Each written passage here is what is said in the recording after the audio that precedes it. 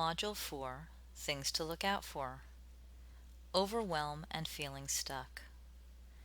You may think that your issues are too intense, overwhelming, or that you have too many to deal with. To manage this, first tap on the feeling of overwhelm itself, in the form of, even though I'm overwhelmed and this feels too big. Use your DIY tapping worksheet for that. Some other suggestions for getting unstuck and out of overwhelm. Try making a tapping exploration map to sort out your issues so that you can start to see the different parts. Journal about it and see if you can identify the contributing factors, noting them in a list. From there, using tapping, you can begin to chip away at what is bothering you. Small steps are great. You might feel less overwhelmed and scared. If an issue seems too big, look at a small portion of the problem. Don't feel like you need to set aside a big chunk of time every time you tap. You can do it in 10 or 20-minute segments, or you can even just tap throughout your day. You can also tap along to a couple of videos about getting unstuck, and the link is there in the module. For example, let's say you really want to work on all your financial or money issues. Those are huge general issues. So, as I've mentioned, it's important to break those down into categories, parts and pieces, specific memories, events, and beliefs. You need to see what's under there, what specifically is bothering you about that.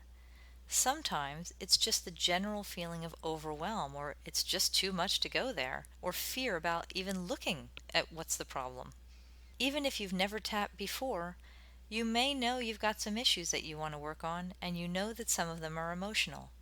First of all, again, I would suggest seeing an experienced tapping practitioner. This is a good way to begin. If it's that scary for you, you might want to make sure that you have enough support lined up before you start something big like that, especially if you're brand new to tapping and it's full of emotion. It is wise not to go there by yourself. So let's scrap that big financial issue that is way too big to deal with at first by yourself. Plus, if you attempt it alone, you may open it up too much. So let's tune into something a little simpler. Let's say you're walking through your day and something happens, like you're at work and you make a mistake.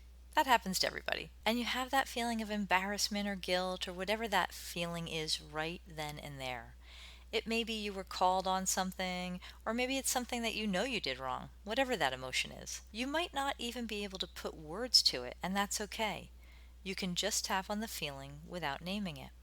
You can tap on, even though I have this feeling, and just feel the feeling. Notice where it is in your body. So tapping on the karate chop point, you'd say, even though I have this feeling in my throat or my chest or behind my eyes. You don't even need to know exactly what the feeling is. It might be a mixed bag of emotions. Maybe it's an annoyance at yourself, or maybe you're beating yourself up about it. You can say, even though I know I feel mad at myself, I love and accept myself as best I can. Or you could say, even though I have all of these emotions and I don't know what to do about it, I love and accept myself anyway.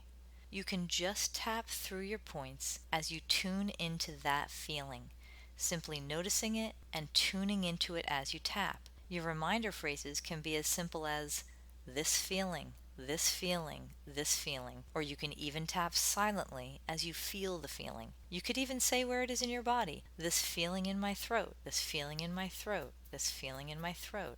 If you choose to tap this way, keep doing rounds of tapping until you feel calmer about the overwhelm. Once your intensity has gone down enough, you may then be able to see things differently and start recognizing the separate aspects to treat.